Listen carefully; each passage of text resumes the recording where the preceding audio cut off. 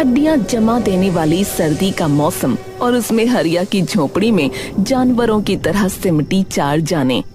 एक टूटी चारपाई पर रामलाल का कंकाल सा शरीर कांप रहा था।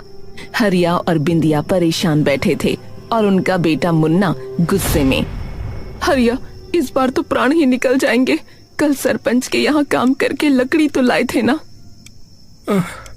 अरे लाएंगे कहाँ से? उस कंजूस ने आज मजदूरी भी आधी ही दी है। कहता है काम ढीला किया है हरिया। अरे तो गुलामी करते रहो उसकी। मैं तो कहता हूँ जाकर उसका कोयले का गोदाम जो है ना। अरे चुप चुप। मुन्ना चुप रहे। बाप से ऐसी बातें करता है, बाप से ऐसी बातें करता है, पाप लगेगा तेरे को। अरे तू अपनी बिगड़ेली जबान संभाल बेटा। है? अरे तुझे पता है उस सरपंच की ताकत है? पता है? अरे पता है। बिंदिया बस अपने ससुर को चिंता के साथ देख रही थी और फिर परेशान होकर हरिया से बोली, ये बूढ़ी काया इस जाड़े को झेल न पाएगी हरिया। दवा के पैसे भी नहीं है। अरे क्या करूं, कहाँ जाऊं? ये सर्दी तो अमीरों के लिए ही है बस। हम गरीबों की जिंदगी तो दूभर ही कर देती है ये। अरे तो बैठे क्यों हो? हैं? लकड़ी कोयला कुछ लेकर आओ ना। मुन्ना की बकवास सुनकर हरिया को बहुत तेज गुस्सा आ गया और वो चिल्लाया, अरे तेरी हिम्मत कैसे हुई मेरे सामने जुबान चलाने की? है हिम्मत कैसे कर रहा है? अपने बाप को हुक्म दे रहा है? रुको हरिया, मुन्ना का तरीका भले ही गलत है, मैं मानती हूँ, लेकिन इस वक्त मुन्ना ही सही कह रहा है। अरे क्या कह रही हो? ये बदमाश सही कह रहा है? हाँ, कलाई देखो सबकी नीली पड़ गई है। मुझसे कोई काम नहीं हो पा रहा है सही से, और पिताजी को अगर इस जाड़े में गर्मी नहीं मिली तो ऐसी अशुभ बातें मत बुलवाओ मुझसे। बिंदिया के शब्दों ने हरिया के गुस्से पर पानी डाल दिया। वो रामलाल की तरफ देखने लगा जो कंबल में भी कांप रहा था और हर सांस के साथ उसकी छाती में सीटी बज रही थी। शायद तुम सही कह रही हो। आप सरपंच के यहाँ जाओ, आप उनके मजदूर हो, वो मना नहीं करेंगे। थोड़ा कोयला कुछ लकड़ी मांग लाओ ना। ये कोई भीख नहीं, हक है इस वक्त हमारा। नहीं बेटा, उसके आगे हाथ मत फैलाना। वो तेरी बेइज्जती करेगा बेटा। नहीं पिताजी, बिंदिया ठीक कहती है। ये हक है ये। हाँ हमारा, मैं जाता हूँ, और बेइज्जती करे तो अब करे ये, लेकिन हमारी जरूरत है पिताजी।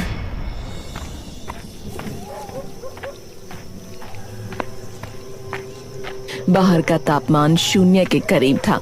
उसके कदम चरमरा रहे थे, जैसे उसका दिल धड़क रहा था।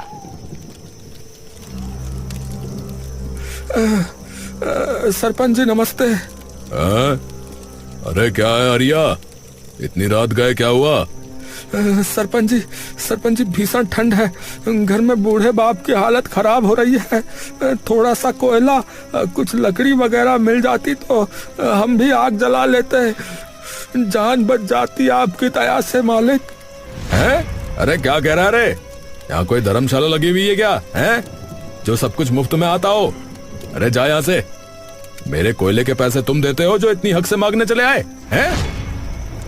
हरिया की आंखों में पानी आ गया। वो अपने पैरों पर गिरने को हो गया। उसकी आवाज गुस्से और गुहार के बीच फंस गई। सरपंच जी आप हमारे मालिक हो, माई बाप हो, आप मुझे जानते हो। कम से कम इंसानियत ही दिखा दीजिए सरपंच जी। अरे इंसानियत है? इंसानियत तुम जैसे गरीबों ने ही मार रखी है। निकलो मेरे सामने से। ऐसा न करिए सरपंच जी, ऐसा मत करिए। आवाजें ऊंची हुई। पड़ोस के घरों में रोशनी जलने लगी। एक एक कर गांव वाले इकट्ठा होने लगे।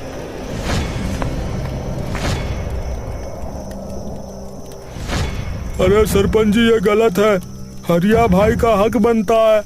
देखिए ना कैसे जानवरों की तरह ठिठुर रहे हैं सबके सब। हाँ ये तो नाइंसाफी है। इतनी ठंड में कोयला देने से मर जाएंगे क्या? गांव वालों का हुजूम गुस्से से गरज रहा था। सरपंच की शानो शौकत वाली जगह पर एक विद्रोह खड़ा हो गया था। सरपंच की शक्ति पहली बार डगमगाई। ठीक है, ले जा तेरा कोयला, लेकिन याद रख हरिया, तूने आज लोगों के कंधों पर बंदूक रखकर मुझसे ये छीना है। इसका बदला मैं लूंगा, जरूर लूंगा। हरिया ने कोयले की टोकरी उठाई। वो बिना पीछे मुड़कर देखे चल पड़ा। पीछे सरपंच की बुरी नजरें उसकी पीठ में छुरा घोंप रही थीं।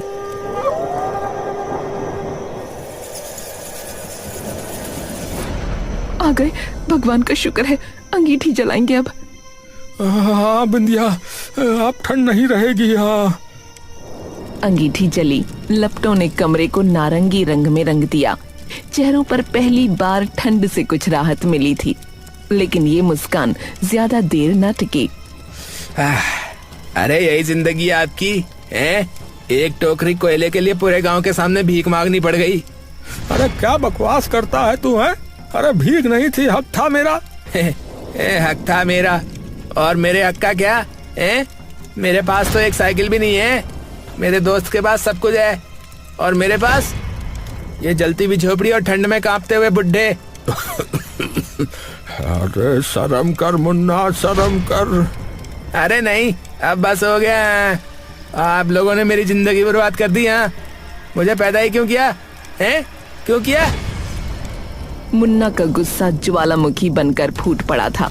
उसकी हर बात झोपड़ी की दीवारों से टकराकर वापस आ रही थी। अरे चुप हो जा कमबख्त, अरे चुप हो जा। अरे इतनी मुश्किल घड़ी में भी नालायक बोले जा रहा है।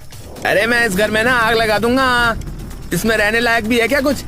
ना सुख है ना सुविधा, सिर्फ ताने ताने सुनते रहो। सिर्फ गरीबी गरीबी है। अरे निकल निकल तू अभी यहाँ से, दुष्ट कहीं का, निकल यहाँ से।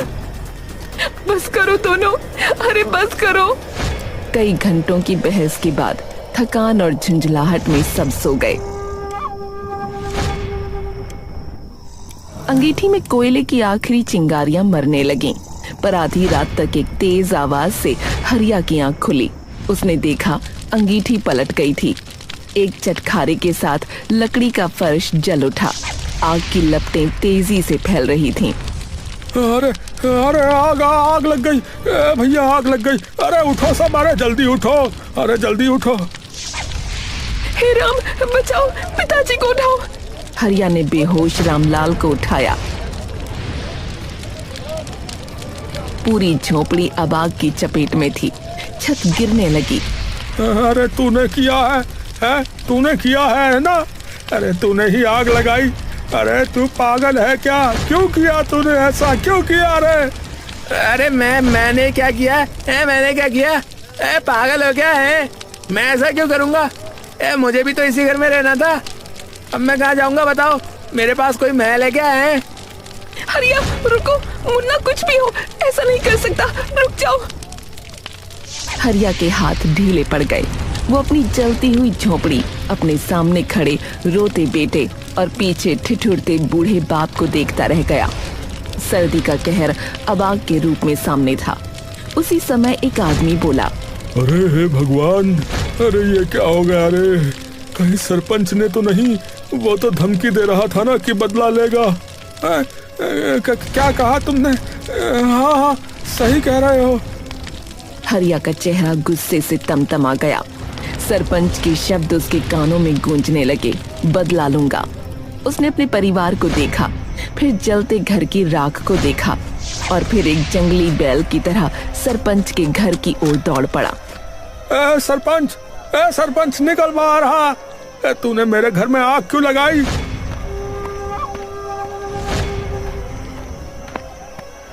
अरे क्या, अरे तू पागल हो गया है क्या? मैंने आग लगाई, चला जा यहाँ से। आप ही तो कह रहे थे बदला लूंगा, इतनी जल्दी बदला ले लिया। अरे हाँ भैया, तुमने कहा तो था। तुम कह नहीं रहे थे? तुमने कही। कितने गए गुजरे इंसान हो तुम। सरपंच का चेहरा लाल हो गया।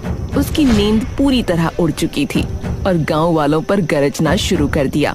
अरे तुम सब पागल हो गए हो, पागल। हाँ बिल्कुल बेवकूफ हो। अरे मैं इतना नीच नहीं हूँ कि किसी के घर में आग लगा दूं। अरे फिर तुम्हारा बदला लेने का मतलब क्या था, बताओ क्या मतलब था? अरे बेवकूफ, मेरा मतलब था तुझसे ज्यादा मजदूरी करवाऊंगा, तुझ पर डबल बोझ डालूंगा, तुझे इतना मजबूर करूंगा कि तू खुद मेरे आगे घुटने टेके। और क्या मतलब था? तभी भीड़ में से एक आदमी आगे आया। वो कांप रहा था जैसे कोई राज बोलने जा रहा हो। अरे ये जो है ये सरपंच ने नहीं किया है। क्या कह रहे भैया?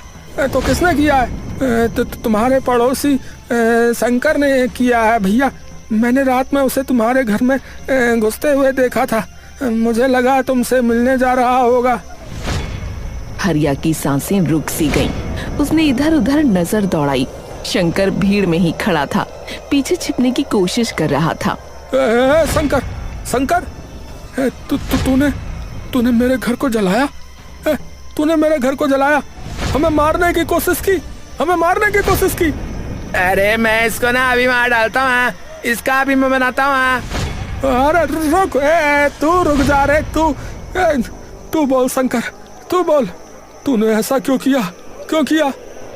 शंकर का चेहरा पीला पड़ गया था। वो जमीन पर गिरने लगा। माफ कर दो हरिया भाई, माफ कर दो। मैं तुमसे जलता था, इसीलिए ऐसा कर दिया। सब हैरान रह गए। ये कारण बहुत अजीब था, पर कोई विश्वास नहीं कर सकता था। हरिया के पास आखिर है ही क्या जिससे जला जाए? सरपंच जी मुझे इंसाफ दिया जाए, इसने मेरा सबको जला दिया। अरे शंकर के बच्चे, तूने ऐसा क्यों किया है? अब तुम इसे अपने ही घर में रखोगे, समझे? ये तुम्हारी ही गलती है इसीलिए, और उनका घर भी बनवाओगे जल्द से जल्द। शंकर ने हामी भरी। हरिया का परिवार शंकर के घर चला गया।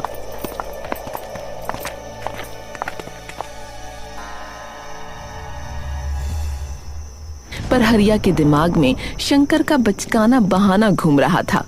वो विश्वास नहीं कर पा रहा था। सच बता सच्चाई क्या है? तू अमीर है, तू तो मुझसे कितना अमीर है रे, तो तू बता कि तू मुझसे क्यों जलेगा? नहीं हरिया भाई, असल में सरपंच ने ही करने को कहा था। उसने मुझे पैसे दिए थे ऐसा करने के लिए, ताकि अगर बात खुले भी तो वो पकड़ा ना जाए, मैं पकड़ा जाऊं। हरिया के पैरों तले जमीन खिसक गई। उसका शक सही निकला था। शंकर फुसफुसाने लगा। तुम सरपंच के घर काम करना छोड़ दो, उससे पीछा छुड़ा लो, क्योंकि वो एक बहुत बुरा इंसान है भाई। और कल तुमने उसे सबके सामने झुका दिया, मजबूर कर दिया, और ये बात उसे बिल्कुल गवारा नहीं हुई। हरिया कुछ बोला नहीं। वो चुपचाप लेट गया। उसके दिमाग में तूफान चल रहा था। अगली सुबह रामलाल की हालत बहुत बिगड़ गई। उनकी सांसें तेज चल रही थीं। चेहरा नीला पड़ रहा था।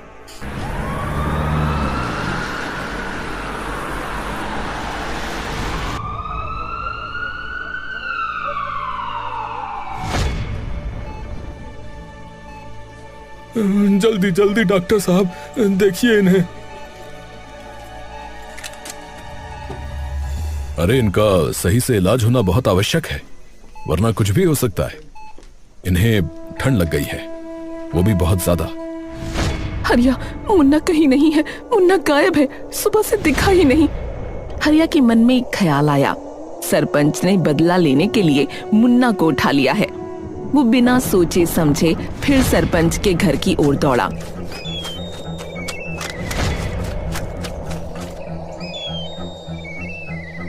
अरे अब तुमने मेरे बेटे को किडनैप कर लिया है। अरे कहाँ है मेरा बेटा, बोल। अरे तुम फिर चले आए। अरे तुम बहुत ज्यादा अजीब व्यक्ति हो, हैं? तुम्हारी जिंदगी में जो होता है मेरे पास उठकर चले आते हो। जैसा तुम्हारा बेटा था, मुझे लगता है कहीं भाग गया होगा। अरे मुझे क्या मालूम? अगर मुझे पता चला कि ये सब। अबे चला जा यहाँ से, बोल रहा हूँ चला जा। हरिया वहां से लौटा।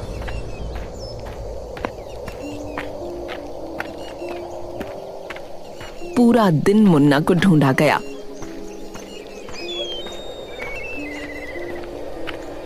पर वो कहीं नहीं मिला।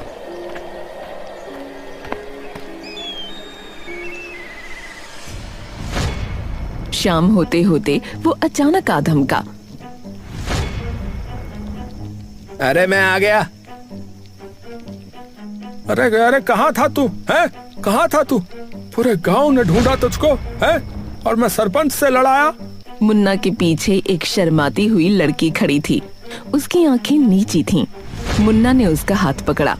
अरे ये गुड़िया है मेरी पत्नी। मैं शादी करके लौटा हूँ। हरिया का सिर चकरा गया। उसकी आंखों के सामने अंधेरा छा गया। उसने खुद को संभाला। अरे अरे तेरे दादा बीमार पड़े हैं, मरने की कगार पर है, और तुझे शादी करने की पड़ी थी, है? वो भी ऐसे। अरे तो क्या हुआ है? आपने तो अपनी जिंदगी जी ली ना, तो मैं ना जीऊं जिंदगी अपनी? बहस छिड़ने ही वाली थी कि बिंदिया ने बीच बचाव किया। उसने गुड़िया को अपने पास बुलाया और हरिया को शांत किया। लगभग 1 हफ्ता गुजरा।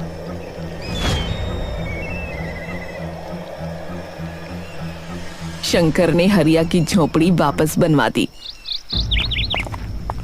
उस दिन जब हरिया का परिवार अपनी नई पुरानी झोपड़ी में लौटा, तो उसी दिन रामलाल ने अपनी आखिरी सांस ली। ठंड और दुख ने मिलकर उन्हें हरा दिया था। पिताजी, मैं आपको बचा नहीं सका। निकम्मा बेटा हूँ मैं, कितना निकम्मा बेटा हूँ। पिताजी, आप क्यों चले गए? घर में मातम का माहौल था।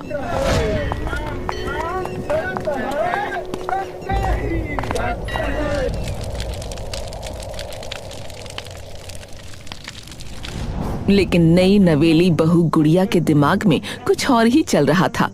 उसने मुन्ना को एक कोने में ले जाकर फुसफुसाया कि घर इतना छोटा है मुन्ना, इसमें हम 4 लोग भला कैसे रह पाएंगे? तुम्हारे माँ बाप को घर से निकाल दो। मुन्ना उसके प्यार में पागल था।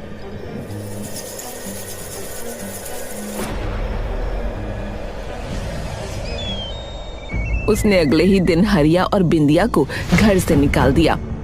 ए माँ बाबूजी, सुन लो, इस घर में जगह नहीं है आप दोनों के लिए। अब निकल जाओ यहाँ से। हाँ, क्या ये क्या कहा तूने?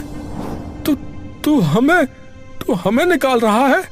मुन्ना, ये क्या बोल रहा है? हम तेरे माँ बाप है रे। और मैं तुम्हारा बेटा हूँ, जिसकी जिंदगी तुमने बर्बाद कर दी, समझे? अब निकलो यहाँ से, अभी निकलो। मुझे मेरी पत्नी के साथ रहने दो, चलो। हरिया ने विरोध किया, लेकिन मुन्ना जवान खून था। उसने हरिया को धक्का देकर बाहर कर दिया।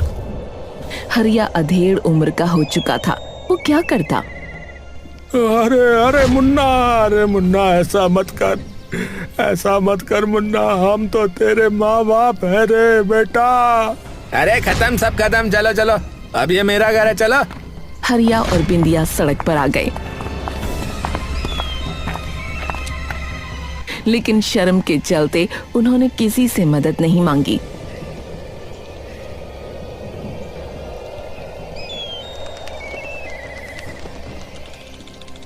उनका पूरा एक दिन सर्दी में कांपते हुए गुजरा। दोनों के ऊपर इतने दुखों का पहाड़ टूटा कि वो दुआ ही कर रहे थे कि मर ही जाएं तो अच्छा है। अरे बचाओ! अरे भैया, सरपंच का बेटा कुएं में गिर गया! अरे कोई बचाओ भैया! अरे कोई कुछ करो! सरपंच का बेटा शहर से वापस आया था। उसे गांव के बारे में कुछ अता पता नहीं था। वो एक पुराने कुएं में जा गिरा। सरपंच की हालत खराब हो गई। अरे मेरे बच्चे को बचा लो! अरे कोई तो बचा लो! मैं सब कुछ कर दूंगा। अरे कोई तो बचा लो मेरे बच्चे को! ए रामू, ए कलुआ, ए घाती, ए हरिया, अरे कोई तो कुछ करो रे, कोई तो कुछ करो। हरिया आगे आया। उसने अपनी कमर में रस्सी बांधी, बिना एक पल सोचे कुएं में कूद गया। गांव वाले हैरान रह गए। अरे खींचो खींचो, अरे ऊपर खींचो रस्सी। गांव वालों ने मिलकर दोनों को ऊपर खींच लिया।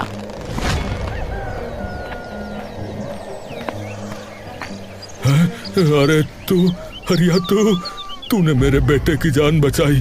तू जो मांगेगा मैं दूंगा, तू जो मांगेगा मैं दूंगा रे।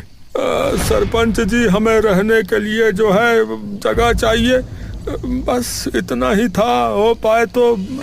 इधर अगले दिन मुन्ना और गुड़िया के घर पुलिस पहुंच गई।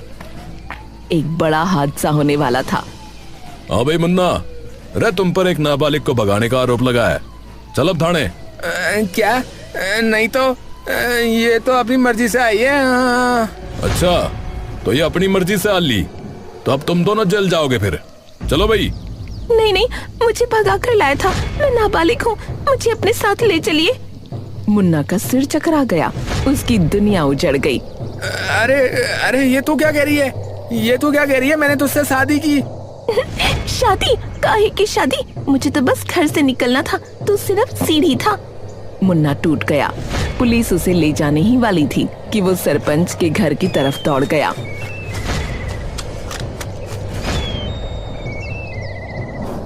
माँ, पिताजी, पिताजी, माँ, मुझे बचा लो, पुलिस मुझे ले जाएगी माँ। अरे अरे, अब हमें तुझसे कोई मतलब नहीं है, तू जा यहाँ से। पुलिस पकड़ ले जाए, हमें क्या, हम है कौन? मुन्ना जमीन पर गिर पड़ा। उसे अपनी गलती का एहसास हो चुका था। वो बहुत रोया। मैंने बहुत गलत किया है, बहुत बुरा इंसान हूँ मैं।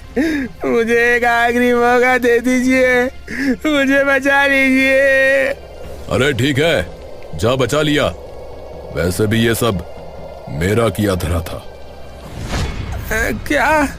हाँ, पुलिस को मैंने ही भेजा था तुम्हें सबक सिखाने के लिए कि वो लड़की तुम्हारे लिए बिल्कुल भी सही नहीं थी, और जो तुमने अपने माँ बाप के साथ किया वो तो महापाप है। मुन्ना सिसकियां भरने लगा। उसने हरिया और बिंदिया के पैर पकड़ लिए।